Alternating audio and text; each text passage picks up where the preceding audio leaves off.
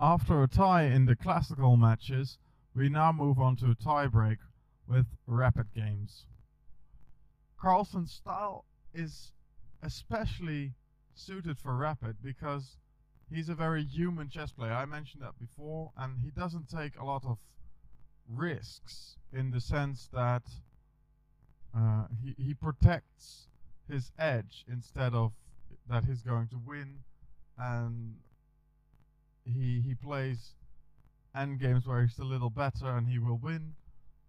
And this style is especially suited for rapid when your opponents are surely going to make mistakes. This is a fragment from the second rapid game, and Sergey makes an interesting decision with black. He exchanges all the queenside pawns, but also sacrifices rook versus 2 pieces in the process. A typical fortress decision. I think he was definitely going for that. C takes b5. Queen takes e4. Queen takes rook on c1. Queen takes d5. Queen c7. Queen takes b5. Rook b8.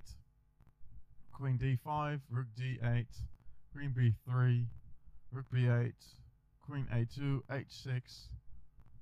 Queen d5. Queen e7. Queen e3. Queen f6. g3. Rook c8. Bishop d3. Just shuffling the pieces around again, trying to find an opening. Queen c6, queen f5. It's important not to trade queens because then it's almost immediately a draw. Rook e8, bishop e4, queen e6, queen h5. Now the queen has found a nice position there. Knight e7, tempting white to exchange queens on e5 and winning a pawn in the process. And Magnus was tempted. It's actually a mistake because still without the queen, the draw gets a lot more obtainable. I will show you the moves without a lot of commentary right now because there's a lot of moves. White could have won at some points, but in the end Sergey's practice in keeping the draw prevailed again. So this is another nice save I wanted to show you.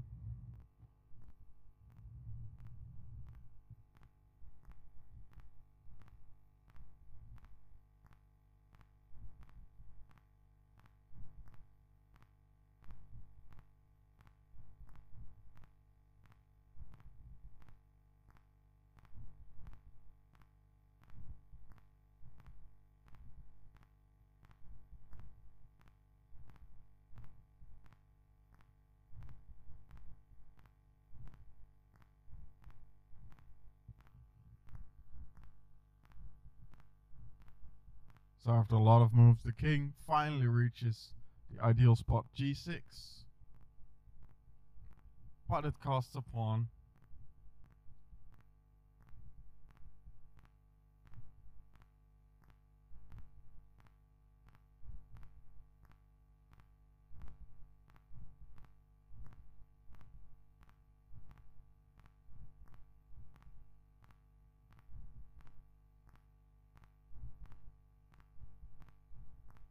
At one point the position was winning, but he made it slip away.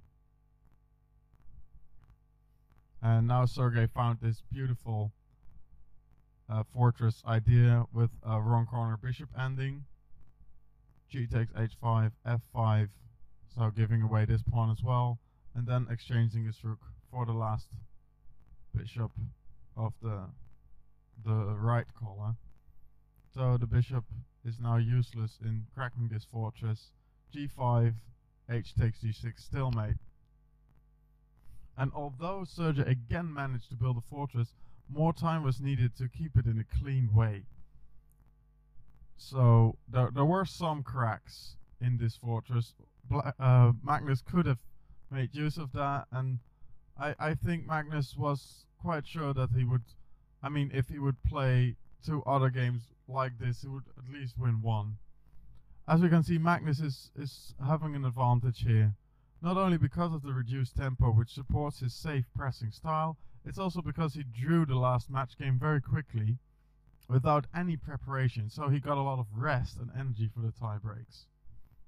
Let's go to game 3.